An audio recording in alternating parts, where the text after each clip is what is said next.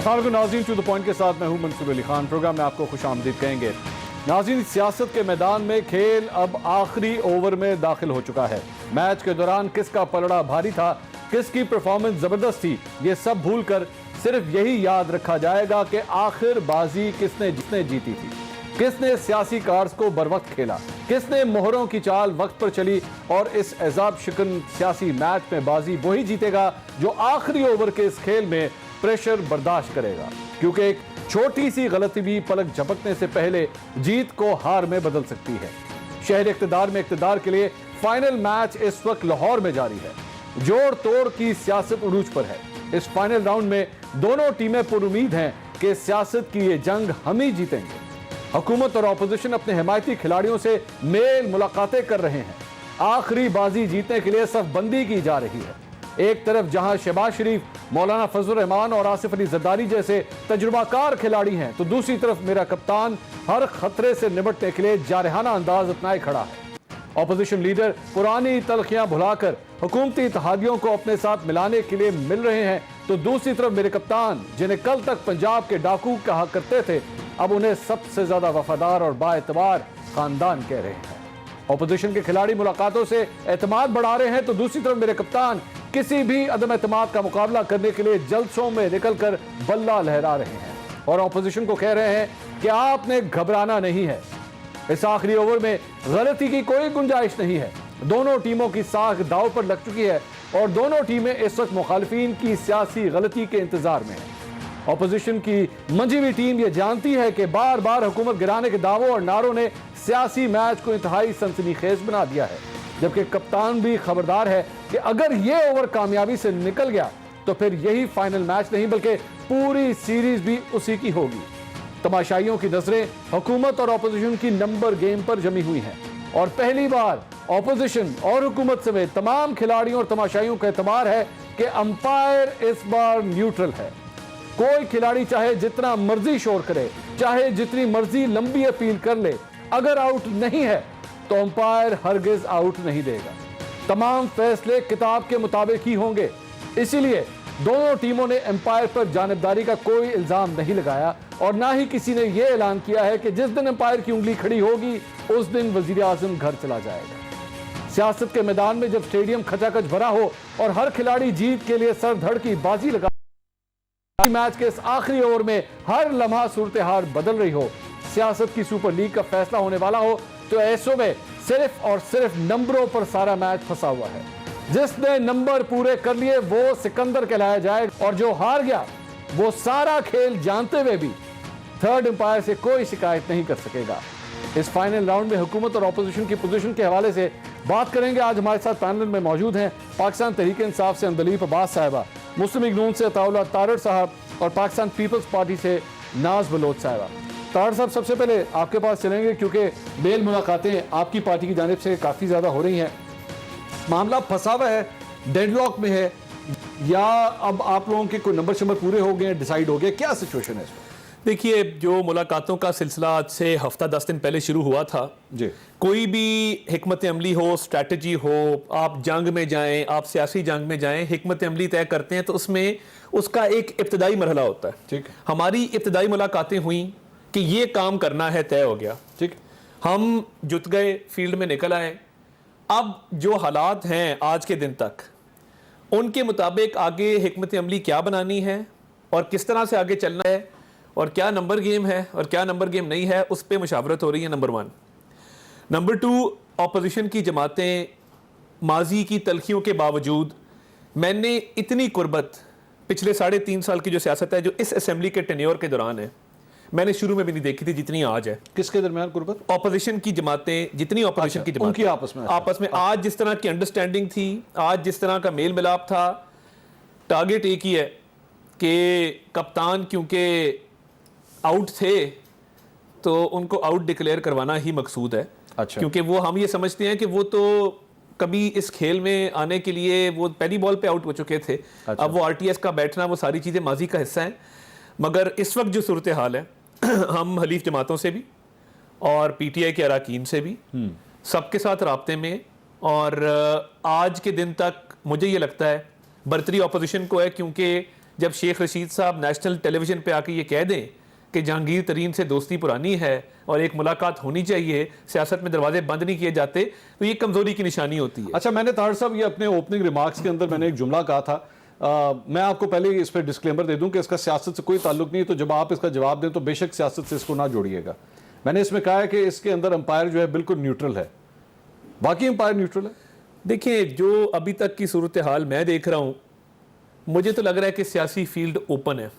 अच्छा, सियासी field open है। ठीक है। उसके अंदर जो इलेक्टेबल्स हैं, जिन्होंने अपने मुस्तकबिल, सियासी मुस्तकबिल का फैसला करना होता है, वो जमातों की मकबूलियत को देखते हैं।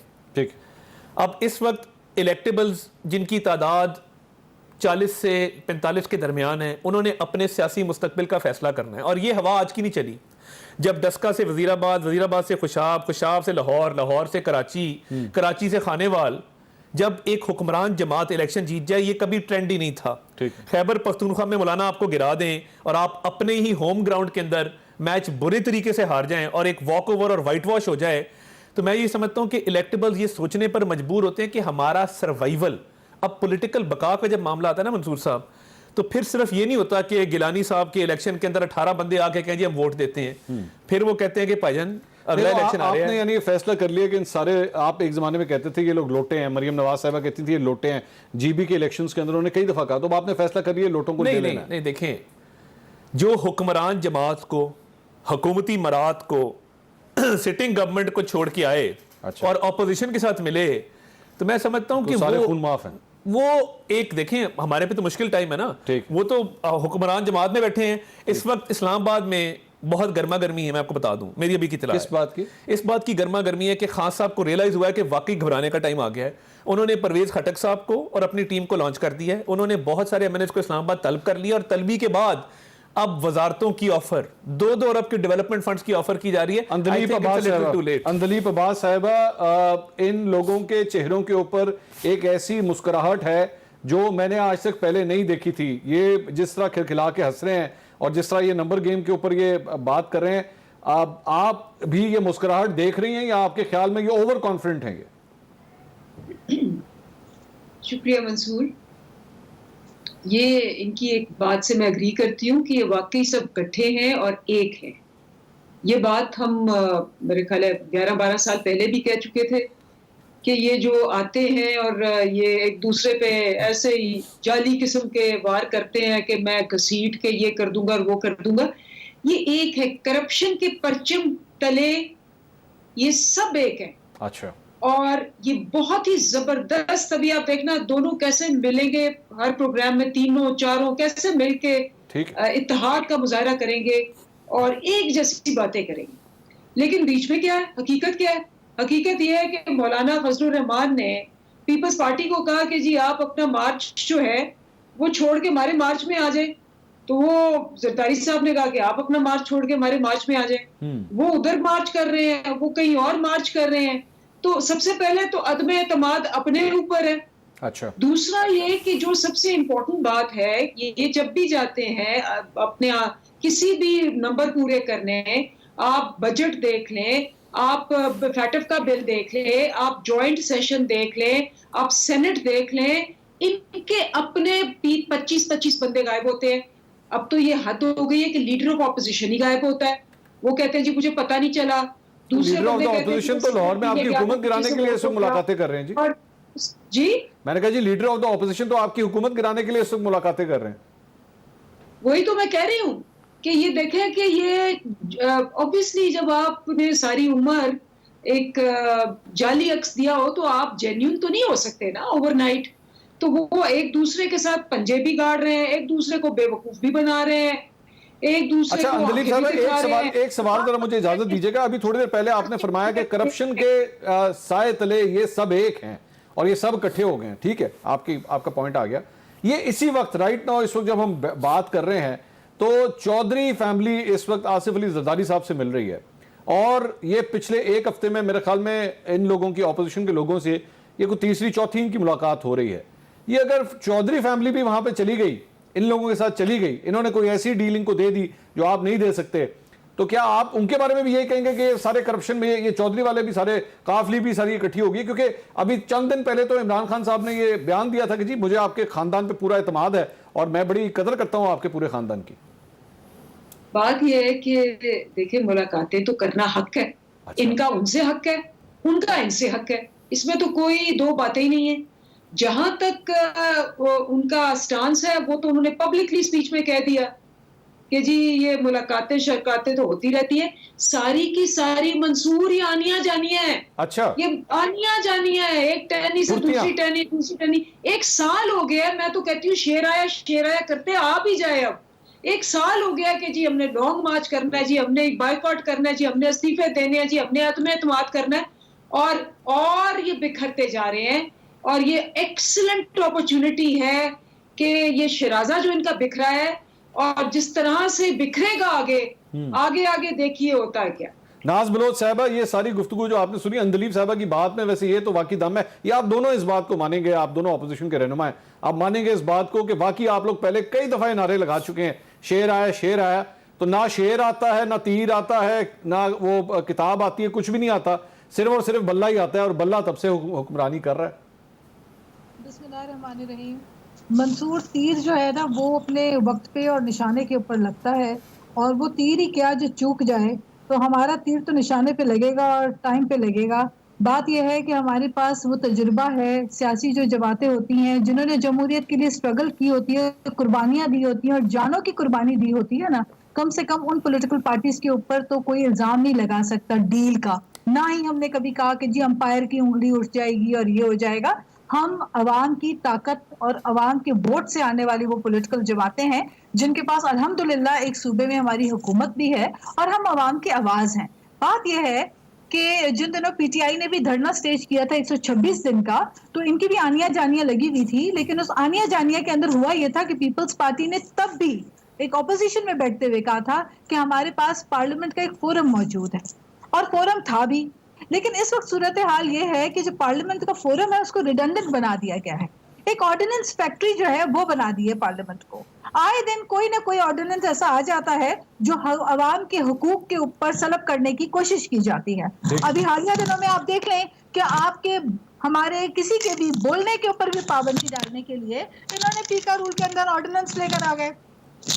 जब 3.5 साल आपके पल्ले में कारकर्दगी ना हो और इन्फ्लेशन खत्ते में सबसे ऊंची हो और कर्जे के रिकॉर्ड आपने 70 साल के तोड़ दिए हों, तो ऐसे में होता ये है। और जब आप कहें कि जी आईएमएफ के कचकोल को हम तोड़ेंगे, लेकिन आप आते हैं तो उस कचकोल का साइज बड़ा कर देते हैं। तो नाज बलोच साहबा, आपके माइक के साथ कोई इशू आ रहा है, अगर आप प्लीज हैंड्स फ्री जो है वो अलग कर लें तो। हाँ, थैंक यू, ताकि हम आपको सुन सके सही तरह। Can you hear me now? जी, आई कैन हियर यू जी। अच्छा, ऐसे में फिर होता यह है कि जब 3.5 साल में आपकी कारकर्दगी ना हो और आप अवाम के निवाले छीन लें, रोटी महंगी कर लें, गैस लोड शेडिंग कर दें, जो कि पाकिस्तान में नायाब हो गई है, लोग नहीं, मेरा नाज बलोच साहब, ये जो आप लोग बात कर रहे हैं, मुझे एक बात बता, मैं आप दोनों से सवाल करता हूं, क्योंकि जारी बात है आप लोग इस वक्त कप्तान को हटाने के उसमें है, तो आप दोनों से सवाल बनता है। आज ऑयल $98-99 पर बैरल के ऊपर जो है वो ट्रेड हो रहा है। बताएं, आप लोगों की हुकूमत आ जाती है, कितने का पेट्रोल देंगे पाकिस्तानी अवाम को, कितने का आटा देंगे, कितने की चीनी देंगे, आप कितना बड़ा फर्क ला सकते हैं, बताइए। देखिए, पहली बात तो यह है कि इस वक्त जो अवाम के जेब पे डाका डाला जा रहा है, खुद फाइनेंस मिनिस्टर आके कहते हैं कि जी हमने आईएमएफ से जो डील की है उसके तहत हर महीने हमने 4 से 5 रुपए 10-10 रुपए बढ़ाने होंगे। कभी कहते हैं 10 रुपए महीने का बढ़ेगा, कभी 4 रुपए कहते हैं, कभी 5 रुपए। तो बात यह है कि जब आप आईएमएफ से जिस कंडीशन पे आप शर्त शराइत रखते हैं और जिस आईएमएफ के पैसे आपने मुंह पे दे के मारने थे, उससे आप डील इस तरह करते हैं कि आपको 3 फाइनेंस मिनिस्टर बदलने पड़ते हैं और तब जाके आपको डील करनी पड़ती है आईएमएफ से। तो फिर बौखलाहट के अंदर होता यह है कि जब इनकी परफॉर्मेंस की बात हम जब मीडिया पे बैठ के करते हैं तो ये कहते हैं मीडिया की जबान बंद कर दो, ये कहते हैं पीका रूल्स में तरामीम कर दो, ये कहते हैं कोई हमारे खिलाफ बोल दे। नहीं, नाज बलोच साहब, this doesn't answer my question कि आप लोग क्या कर सकते हैं। आप लोग ये वादा कर सकते हैं आप लोग आईएमएफ नहीं जाएंगे, आप लोग भी जाएंगे, आपकी गवर्नमेंट आगे आप भी जाएंगे, नून लीग भी जाएगी। मैं आपको बताऊं, हम आईएमएफ के पास गए थे, लेकिन हम उस डील से बर वक्त बाहर भी आ गए थे। हमारे दौरे हुकूमत में 140 पर बैरल थी, $140 पेट्रोल की कीमत इंटरनेशनल मार्केट में थी, लेकिन हम अवाम को सस्ता पेट्रोल दे रहे थे। डॉलर उस वक्त सस्ता था ना। हम लेवी की मद में बिल्कुल, तो डॉलर को भी 120 से 180 में यही मौसूफ ले गए 3 साल के अंदर। फिर ये कहते हैं 70 सालों का रिकॉर्ड जो इन्होंने तोड़ा है, चाहे वो करप्शन की रिपोर्ट आप देख लें, इकोनॉमिस्ट क्या कह रही है, जो आदाद शुमार बता रहे हैं कि हर स्टेट बैंक की रिपोर्ट आ रही है कि हर महकमे के अंदर, हर वजारत के अंदर इरेगुलरिटीज हुई हैं, तो ये निकले थे करप्शन का खात्मा करने। फिर मुझे देखिए हमारे पास अल्हम्दुलिल्लाह आदाद भी हैं, हमारे पास देखिए बात यह है कि पीटीआई जो है वो इस वक्त यही जो जिस तरह कह रहे हैं ना आनिया जानिया, तो आनिया जानिया के ऊपर तो बनी है ये पार्टी। तरीन साहब ने इजाजत दीजिएगा, शेर आया वाली जो कहानी उसका इख्तिताम आपको पता है ना कैसे होता है? शेर आ जाता है।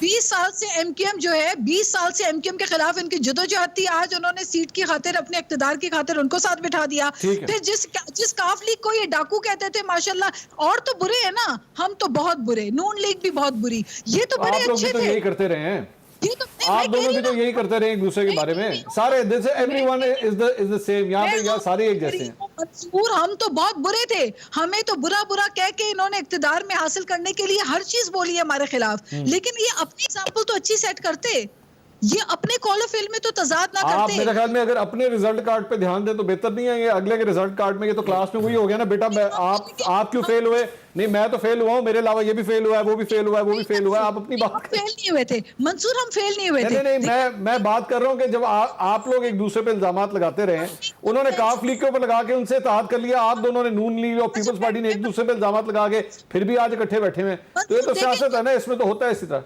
मंसूर, मैं आपके सवाल का जवाब देना चाह रही हूँ थोड़ा। देखिए, डेमोक्रेसी जो होती है ना, उसके लिए बहुत हैवी प्राइस पे की है पीपल्स पार्टी ने, चाहे वो जुल्फिकार अली भुट्टो की जान की कुर्बानी शहादत हो, चाहे बीबी शहीद की हो।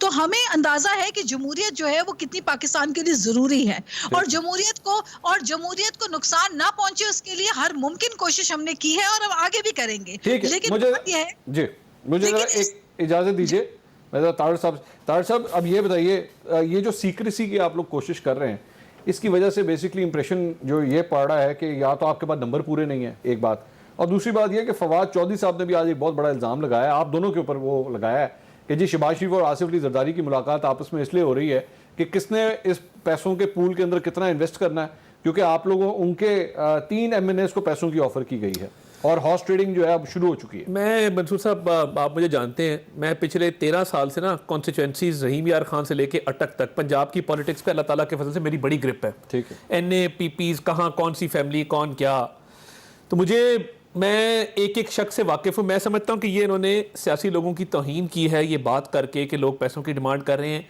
आप यकीन माने, मैं नंबर नहीं बताऊंगा, तौहीन किस तरह कि जी लोग पैसे ले रहे हैं, नहीं होता क्या होता है, मगर वो बहुत चंद इंस्टेंसेस हैं जहां पे ये हुआ है। मैं इस वक्त आपको बताऊं, मैं नंबर नहीं बताऊंगा, पैसा दूर दूर तक कंसिडरेशन भी नहीं है, कंसिडरेशन ही नहीं है। लोग पैसों के मतलब आपकी तरफ से नहीं है, उनके या जो दोनों तरफ से हमने तो बात ही नहीं की। मैं समझता हूं कि मैं एज अ पॉलिटिकल वर्कर मुझे शर्म आएगी कि अगर मैं किसी को जाके कहूं ये पैसे लेके दिखा नु छाड़ दो। नहीं, इस वक्त क्या डीले नहीं हो रही? आप लोग क्या बैठ के अब वो किस बात पे हो रही हैं? वो इसी बात, वो अगले इलेक्शन में सानू वोट दो। नहीं, वो इस बात पे हो रही है कि भाईजान आपका ये शहर है, लेट सपोज ये विहाड़ी शहर है, ठीक है, विहाड़ी शहर में मुस्लिम लीग नून का 25-30 हजार बजे आया वोट है, ठीक है जी, मैं उस बंदे को ये कहूंगा कि भाईजान ये 25-30 हजार वोट है, आप बल्ला लेके अगली दफा जाएंगे, आपका बुरा असर होगा, ये स्टेटिस्टिक्स हैं, ये सर्वेज हैं, ये वहां पे हालात हैं, आपकी पॉलिटिकल सर्वाइवल इसमें है कि आप अभी आ जाएं और अगला टिकट हम आपको देते हैं। वो पॉइंट आपका ठीक है, हाँ, वो दिस इज लीगल डीलिंग, इसमें कोई गलत बात नहीं है, ये हर जगह होता है। मुझे ये बताइए कि इस वक्त जो चौधरी फैमिली के साथ डीलिंग हो रही है वो क्या इस बुनियाद के ऊपर हो रही है कि जनाब अगली बारी तो तुझे कितने सेट होना है? नहीं, इस बात पे तो नहीं हो रही, चले मैं बता, इस बात के ऊपर हो रही है कि जनाब आपको हमने क्या देना है। नहीं, इंतखाबी इत्तेहाद पे बात हुई है उनके साथ, मैं आपको बता दें, काफली के साथ। जी बिल्कुल, अगले इलेक्शन के लिए बिल्कुल हुई है। अच्छा, ये पॉसिबिलिटी डिस्कस हुई है, वहां पे मैं मौजूद था। ठीक है, तो ये बातें हो रही है फ्यूचर की। मैं अभी की बात इस वक्त इस ये जो वोट ऑफ नो कॉन्फिडेंस है, इसमें आप लोग उनको कुछ ना कुछ तो ऑफर कर रहे हैं ना। देखिए, अब चौधरी परवेज इलाही ऑलरेडी एक स्पीकर की सीट के ऊपर बैठे हैं, उससे अगली सीट जो है वो तो जाहिर बात है सीएम की बनती है, और ये चौधरी साहब की मैच है। आपको आप डिनाई करते हैं इस बात को कि क्या चौधरी साहब पिछले कई महीनों नहीं तो सालों से इस कोशिश में है कि उनको सीएम की सीट मिल जाए? बिल्कुल इस कोशिश में है, मगर वो खान साहब से कंफर्टेबल नहीं नजर आते। अच्छा, वो बहुत एक जबरदस्ती से अपने आप पे जबर करके बैठे हैं। तो हो सकता है, और हमारा उनके साथ जो रिलेशनशिप पिछले 2.5-3 साल में रहा है, स्पेशली पहला साल आप छोड़ दें, बहुत आइडियल रहा है। मैं सिर्फ ये कह रहा हूँ कि इस वक्त पैसों की तो दूर दूर तक कोई बात नहीं है, और मैं ना चेहरे बहुत अच्छे पढ़ लेता हूँ अल्लाह ताला के फजल से। जो मैं इस वक्त फवाद चौधरी साहब, पूरी कैबिनेट में जो चेहरा फवाद चौधरी शेख रशीद का है ना, वो किसी का नहीं है, आप नोट कीजिएगा। अच्छा। बाकी सारे मगन है कि कुछ हो ही नहीं रहा। ये दोनों अशखास, इनको परेशानी लाहक है, बिकॉज इनको पता है अंदलीब साहिबा के चेहरे पे मुस्कुराहट है, वो एंजॉय कर रही है। वो इसलिए ना, वो इसलिए क्योंकि उनको कहानी का अंजाम नहीं पता कि लोग पुरसकून होकर बैठ गए थे कि जी हर बारी आवाज लगती शेर आया तो फिर शेर आ जाता है, सब नु खा जाता है। अच्छा। तो वो उनको शायद पता नहीं, वो इसलिए हंस रही हैं, तो वो चीख एक दफा निकलेगी जब शेर आएगा। मगर बात ही है मैं बड़ा क्लियर हूं इस मामले पे कि जो लोग जिन्होंने गिलानी साहब के इलेक्शन में वोट दिया था, वो क्या पैसों पे दिया था? कतन नहीं। वो उसकी वीडियो आई हुई है, वो चले, उसकी एक वीडियो आई हुई है, वो चल रहा ना कि पैसों की ही कमिटमेंट्स हो रही हैं। वो कंट्रोवर्शियल है, वो भी उस पे कोई फैसला आएगा, वो इसी के अंदर चल रहा है मामला। मगर मैं आपको बताऊं, इस वक्त अगले इलेक्शन की टिकट के हवाले से मामला तय हो रहे हैं, पॉलिटिकल अलायंसेस के हवाले से मामला तय हो रहे हैं। खान साहब अब जाके मेंबर्स को इज्जत दे रहे हैं जो उन्होंने जिंदगी में कभी नहीं दी। उनको तो पहचान नहीं है। उनके सामने आप खिच्ची साहब को खड़ा कर दें या आप काकड़ साहब को खड़ा कर दें तो उनको समझ नहीं आएगी कि कौन सा शहबाज शरीफ साहब के साथ ना जी ना। शहबाज शरीफ आप शहबाज शरीफ साहब को शहबाज शरीफ साहब को आप पूछेंगे ना कि फलां साहब का वालिद किस सन में इलेक्ट हुआ था, क्योंकि वो 85 में भी असेंबली में रहे हैं, सॉरी 88 में असेंबली में रहे हैं, 1993।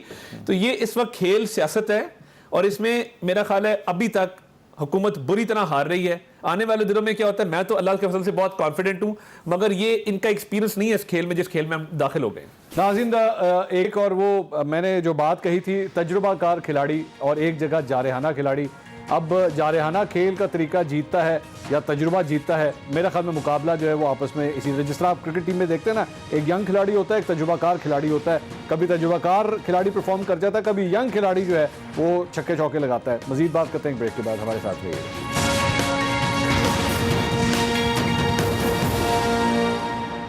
Welcome back after the break. हम बात कर रहे थे सियासी जोड़ तोड़ की। वहीं पे कल एक बड़ा इंपॉर्टेंट दिन है, और अंदलीब अब्बास साहिबा, जो पीका का कानून है जिसे आप लोग, जो ऑर्डिनेंस आप लोग लेकर आए और जिसके अंदर तमाम कवानीन को मजीद सख्त कर दिया गया, आज इस सिलसिले में इस्लामाबाद हाई कोर्ट ने ये डायरेक्शंस दी हैं FIA को कि जी आपके साथ जो SOP डिसाइड हुए थे, उस SOP के तहत ही आप कोई गिरफ्तारी करेंगे, इसके अलावा कोई गिरफ्तारी आप नहीं कर सकते। तो आप नहीं समझती? और साथ ही साथ ये भी बताइएगा कि वफाकी वजीर इंफॉर्मेशन टेक्नोलॉजी अमीनुल हक साहब, उन्होंने भी वजीर आज़म को ख़त लिखा है कि आप इस ऑर्डिनेंस पे या तो इसे रिव्यू कीजिए या इसे वापस लें। इस वक्त जब अपोजिशन ये सब कुछ कर रही है, आप नहीं समझती कि इस सारे मामले के अंदर ये मीडिया के साथ भी जो है वो इस किस्म का एक महाज खड़ा कर देना, इसकी टाइमिंग बहुत गलत है? देखिए मंसूर, ये आज़ादी जो सहाफ़त है उसके लिए हमने बड़ी स्ट्रगल की है, नंबर 1। नंबर 2, ये कानून बिल्कुल आप सही कह रहे हैं, ये पिछली हुकूमत में बना था, लेकिन इसके अंदर जैसे हर कानून के अंदर होता है, उसको चेंज करने की, बेहतर बनाने की ज़रूरत होती है।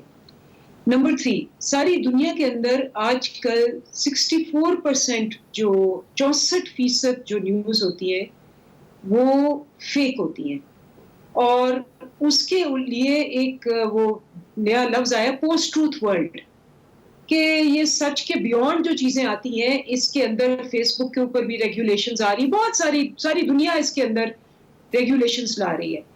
तो इसके अंदर जो बात है वो ये है कि जी सच को हमने जिसको कहते हैं टटोलना और लेके आना है, और अगर आप जाती हमले करेंगे और उनके अंदर, चूंकि हमारे यहाँ लाइबल लॉज इतने स्ट्रिक्ट नहीं है।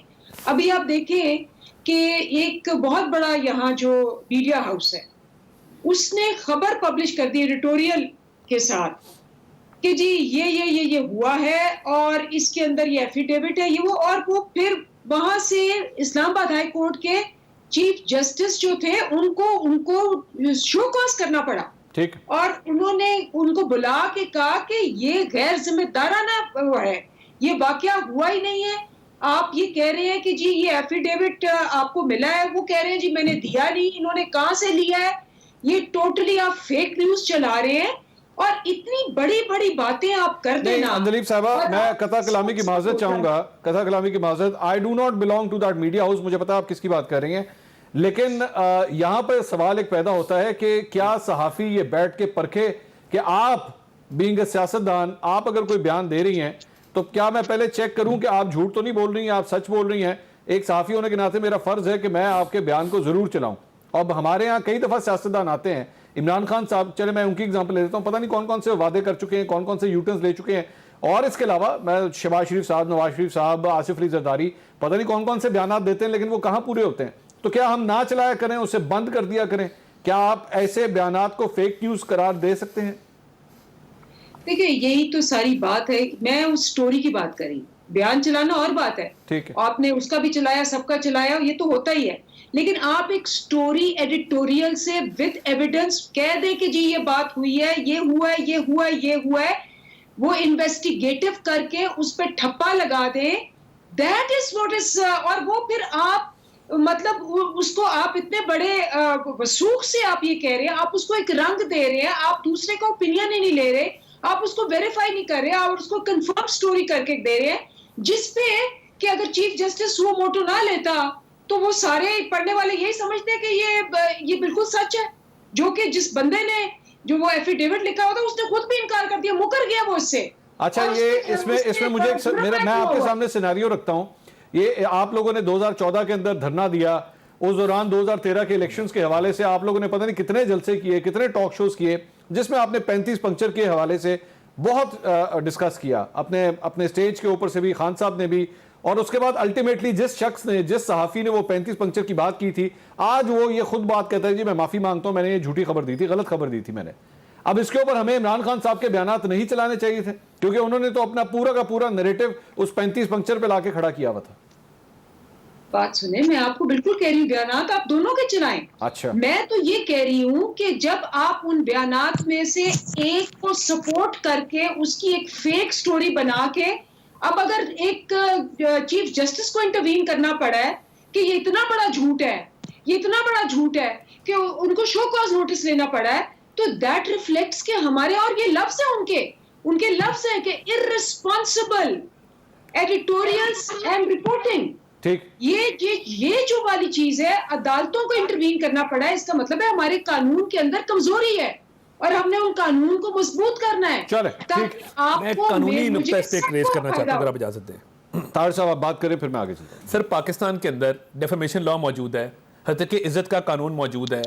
किसी भी शख्स को आप डिफेम करते हैं, आप अदालत में ले जाएं उसको। साइबर क्राइम के तहत अपने सियासी मुखालफिन को बंद करने के लिए लाया गया है। अगर ना लाया गया होता तो आज मोहसिन बेग बंद ना होते। इनका ख्याल यह है कि FIA को इस तरह इस्तेमाल करे। और मैं आज का एक कन्फेशन करना चाहता हूं, हमारे दौर में पीका आया था, हमें इसके मिसयूज का अंदाजा होना चाहिए था, हमने गलत कानून पास किया है। हमें 2016 में यह कानून पास नहीं करना चाहिए था, हमारी बहुत बड़ी गलती थी। मैं अंदलीफ साहिबा, ये आज मेरे शो का तीसरा दिन है इस हफ्ते में, और ये तीसरे दिन मुस्लिम लीग नून के तीसरे रहनुमा हैं जो अपने इस कानून को पास करने पे माफी मांग रहे हैं और ये कह रहे हैं कि हमसे गलती हुई। बिल्कुल, ये तो इस्तेमाल कर रहे हैं ना लोगों को। मैं चीज कहना चाहती हूँ जी अंदलीफ साहिबा, देखें, ये वो जमात है जिसने जितनी दोनों जमातों ने जो आजादी सहाफत पे इन्होंने किया हुआ है, नजम सेठी को 1998 में उसके घर जाके, जब उसने वो फ्लैटों की बात की थी, उसके घर जाके रात के 3 बजे उसके बेडरूम में उसको उठा के उसकी बीवी को बंद करके बाथरूम में और जेल में डाल के फेंटियां लगाई। ये सबको पता है। ये वो जमात है जिसमें मरियम नवाज खुद ऑडियो टेप्स कर रही है अभी और कहती है कि मेरी ऑडियो टेप है, और कह रही है दुनिया टीवी, फलाना टीवी, इन सबको कहो कि ये क्यों नहीं कर रहे, राना साफी क्यों नहीं मान रहा इन पे, ये डर, ये खुद वो मान चुकी है। ये बैठ के बात करें आजादी, बिल्कुल करेंगे। आपके सारे काबीना के मेंबर रोज किसी न किसी साफी पे अटैक करते हैं। वो मंसूर साहब हो, वो गरीदा फारूकी हो, नदीम मलिक को, आप पूरा उठा के पैनल देख लें 8 बजे के प्राइम टाइम का, 10 बजे का। एक अदा है जिसकी इज्जत महफूज हुई होगी। किसी पे शादी का इल्जाम है, किसी पे पैसे लेने का इल्जाम है, किसी को गालियां पड़ रही हैं। आपकी पूरी काबीना ने ये काम किया, आप क्या बात करें। 2014 में आपने जुडिशरी से लेके, आर्मी से लेके किसी को नहीं छोड़ा। जस्टिस रमदे पे जो आपने इल्जामात लगाए, तो उनका भी अब केस टेकअप होना चाहिए, शो कॉज इश्यू होना चाहिए खान साहब को। चले, ठीक है, मैं एक ब्रेक ले लूं। नाज़रीन, जहां पे फेक न्यूज की बात हो रही है, वहां पे आज एक नया बयान आया है और पाकिस्तान पीपल्स पार्टी की जानिब से फेक न्यूज का इल्जाम आज मरियम नवाज के ऊपर लगाया गया है। ऐसे मौके पे जब आसिफ अली जरदारी और शहबाज शरीफ इकट्ठे बैठ रहे हैं, वहीं पे पाकिस्तान पीपल्स पार्टी की जानिब से ये फेक न्यूज का इल्जाम मरियम नवाज पे किसने लगाया है, आपको बताता हूं एक ब्रेक के बाद। हमारे साथ रहिए।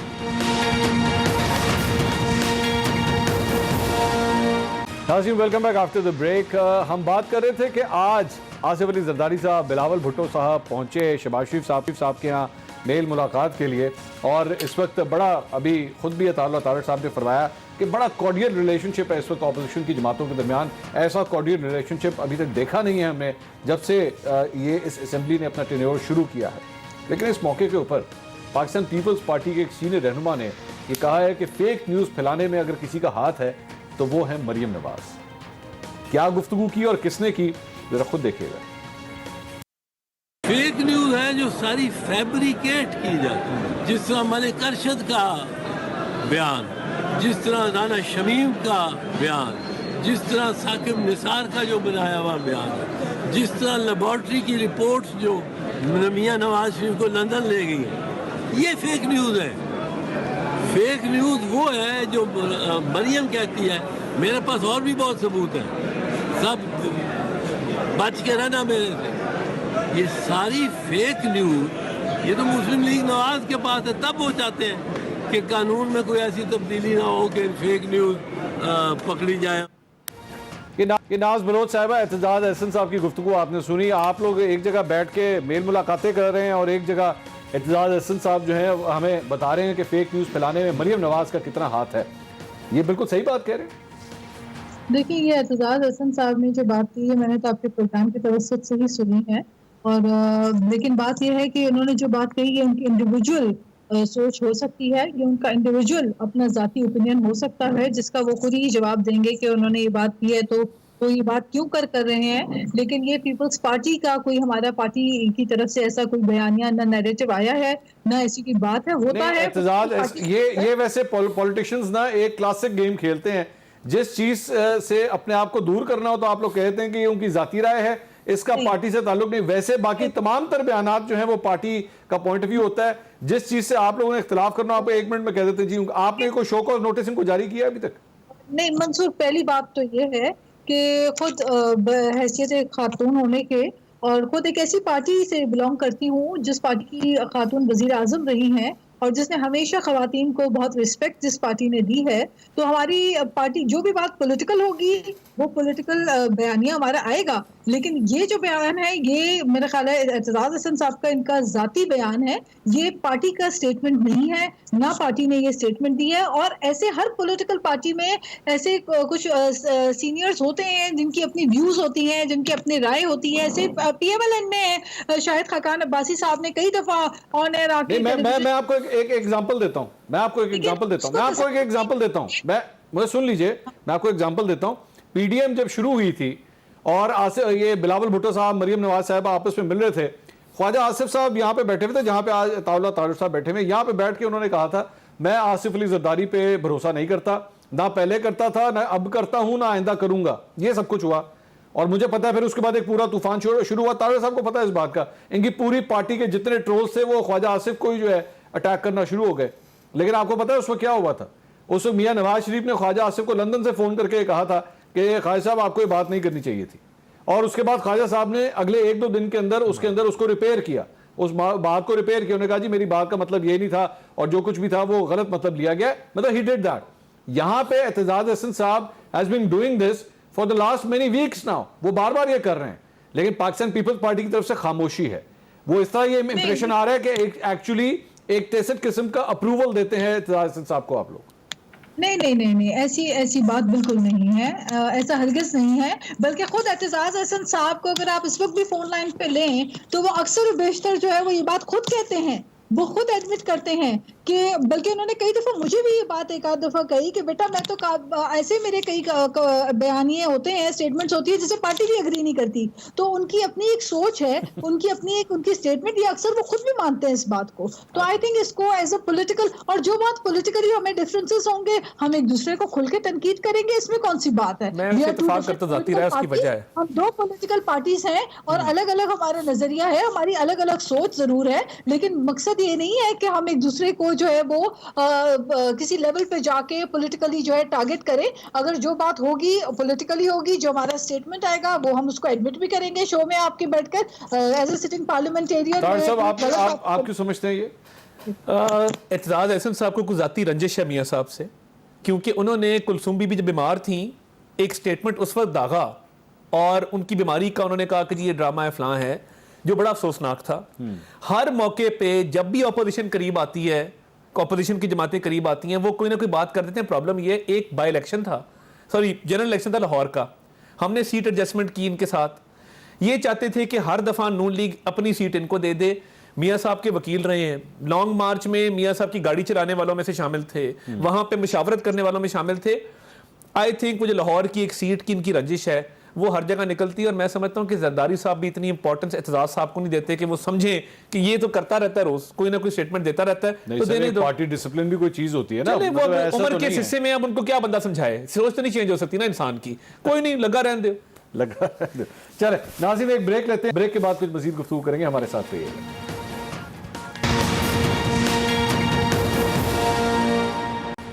नाज़रीन वेलकम बैक आफ्टर ब्रेक। हम बात कर रहे हैं सियासी जोड़ तोड़ की, जिस सिलसिले में आज बेल मुलाकातों का सिलसिला जारी है। अंदलीप साहबा ये बताइएगा कि आप लोग जाहिर बातें कह रहे हैं कि जी इनकी आनियाँ जानियाँ लगी हुई और ये सब कुछ हो रहा है। अताउल्लाह तारड़ साहब ने बीच में जिक्र किया था कि जी शेख रशीद साहब अब इस बात का भी तस्करा कर रहे हैं कि आप लोग भी तरीन साहब से मिल ही लें। तो अगर आप लोग तरीन साहब से मिलने तक के आ गए हैं, इसका मतलब है कि हालात फिर ख़राब हैं, घबराए आप लोग भी हुए हैं, जिसकी वजह से अब ये नौबत आ गई कि तरीन साहब से मिलने की ऑप्शन भी डिस्कस हो रही है।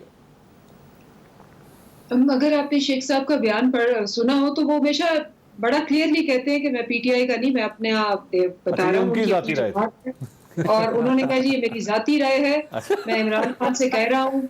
और जाती राय बहुत सी चीजें वो कहते हैं, मैं ना उनको डिफेंड करूंगी ना कुछ, क्योंकि वो मेरी पार्टी के सॉर्ट ऑफ बिलोंग नहीं करते, मैं उनकी पार्टी को बिलोंग नहीं करती। और आपकी क्या राय है? और मैं भी बड़े क्लियर हूँ उस बारे में। जहां तक मैं पूछ रहा हूँ आपकी तरीन साहब से मिलने के हवाले से आपकी क्या राय है, आपकी जाती राय? मेरी तो जाती राय है, क्योंकि मैं तो नेशनल असेंबली में बैठती हूँ मंसूर, यहाँ ये हाल होता है इनका कि जब भी कोई वोटिंग का वक्त आता है, यकीन माने इनके अपने बंदे जिसको कहते हैं 15-15, 20-20, और आप इसको टीवी पे कितनी दफा दिखा चुके, पूरे नहीं होते। अच्छा। इनका अपना बहुत बड़ा मसला है कि इनके लीडर, मैं अब जिस स्टेट बैंक का बिल था टिपिकल, जिसपे इतना बोले हैं ये, जब वो पेश हुआ उस पर बहस होनी थी, शहबाज शरीफ गायब थे, हकान अब्बासी साहब गायब थे, जरदारी साहब गायब थे, बिलावल भुट्टो गायब थे, और नवाज शरीफ साहब तो बाहर बैठे हुए नहीं। लेकिन अंदलीप साहब ये सारा कुछ जो आप बता रही हैं, मुझे तो जो सिचुएशन फिर वो जो एक्चुअली खटका लगता है वो लगता है यूसुफ रजा गिलानी साहब के इंतखाब से, कि आप लोग एक दफा इस असेंबली से एक इलेक्शन हार चुके हैं। जी बिल्कुल, इंसान में जैसे मैंने कहा कि हमने बहुत सीखा है। अच्छा। लेकिन ये भी बात आप देख लें कि ये तकरीबन साल में कोई 10 दफा हारते हैं। हाँ। हमेशा कहते हैं भाई ऐसा लीडर हो ना, जिसने अभी तो इन्होंने कॉल ही नहीं किया था, उसने जब हम इलेक्शन आ रहे हैं उसने खुद ही कहा कि जी मैं वोट ऑफ कॉन्फिडेंस लूंगा, और सबने कहा कि फरमा रही हैं आपने सीखा, मेरी अपनी पार्टी ने कहा कि जी एक हफ्ता ठहर जाए, उन्होंने कहा नहीं मैं कल लूंगा, मैं परसों लूंगा। अच्छा। अभी के वो सेशन उस वक्त वीकेंड पे जा रहा था, उन्होंने सैटरडे को कॉल कर लिया। ठीक है। वो इतना जिसको कहते हैं बहादुर लीडर है, इनको ये जरा करें, अपने बंदे पूरे करें, पहले बंदे अपने नाक पूरे करें फिर हमें बताएं। अच्छा, मतलब पहले आप उससे पहले we should not take it very seriously. नहीं जी, मैं बता रही हूँ ये वो कहते हैं ना कि डूबते को तिनके का सहारा चाहिए। अच्छा। अब ये क्या करें, इनके पास कुछ भी नहीं है बेचने को। ठीक। ये हर जगह परफॉर्मेंस की बात की, परफॉर्मेंस पे वर्ल्ड एक्नॉलेजमेंट है।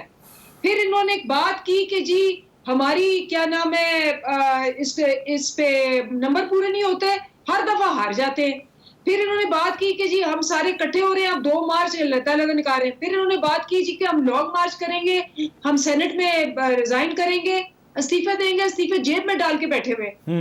तो इनसे क्या, इनका कोई भी आज तक 1 साल हो गया है, एक ये जलसा इंडिपेंडेंटली नहीं कर सके। नाज बलोच साहबा, नाज बलोच साहबा, आप ये बात मानेंगे कि एक्चुअली अगर कप्तान के लिए, मैंने इसको कहा कि अगर आखिरी ओवर है तो ये आप दोनों के लिए भी आखिरी ओवर है, ये नून लीग और पीपल्स पार्टी के लिए भी आखिरी ओवर है।